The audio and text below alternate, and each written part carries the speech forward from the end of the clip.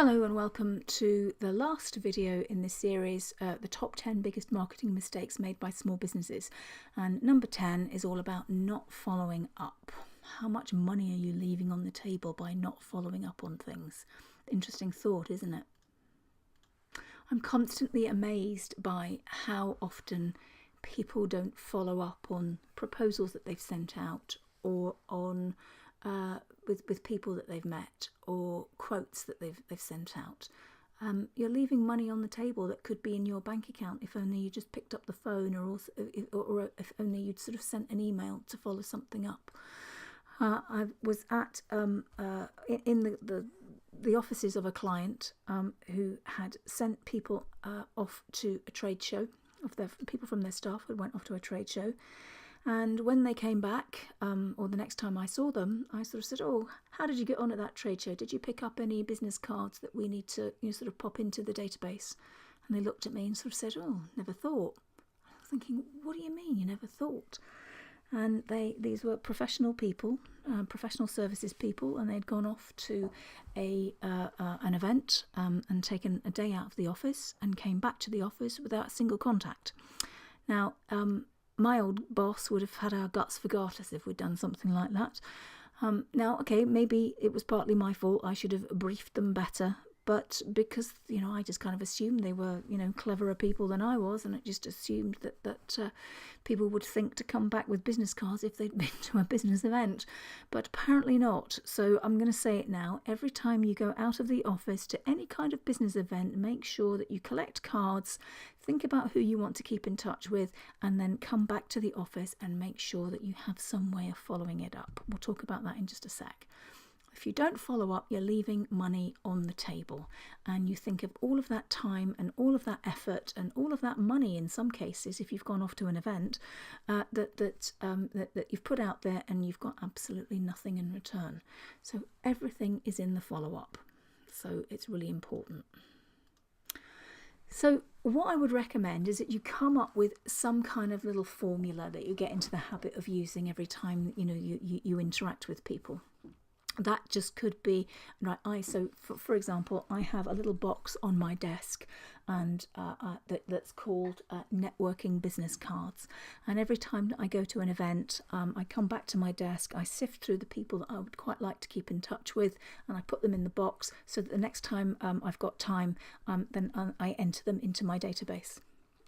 It's it's not very scientific. It's a little bit more random and ad hoc than I would like.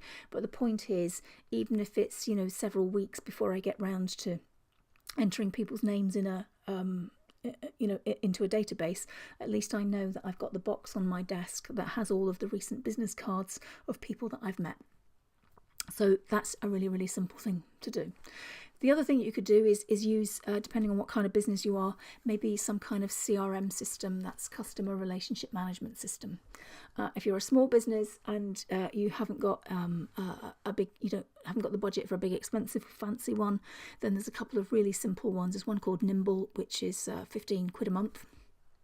And the benefit of that one is every time you put a new contact into your database, it will search to see if these people can be found on social media, and it will actually suck in their social media profiles as well, which is actually really useful. So it means then it makes it easier then for you to go and connect with people on LinkedIn or Twitter or Facebook or whatever.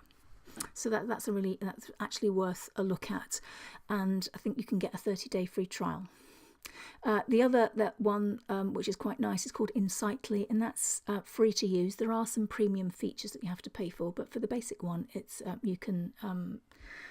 it's free, and it just means that you can just get into the habit of putting notes and information in on every time that you're having a conversation with somebody, every time and adding in the details from people that you've met that could be useful prospects, and it just allows you to kind of sort of keep a history of what you've sent, what you've sent to them, what conversations you've had with them, what emails you've sent to them, and it kind of logs a history. So it's really useful. At the end of the day, your goal should be that a potential customer remembers you. And that's essentially, my goal when I go out to networking events.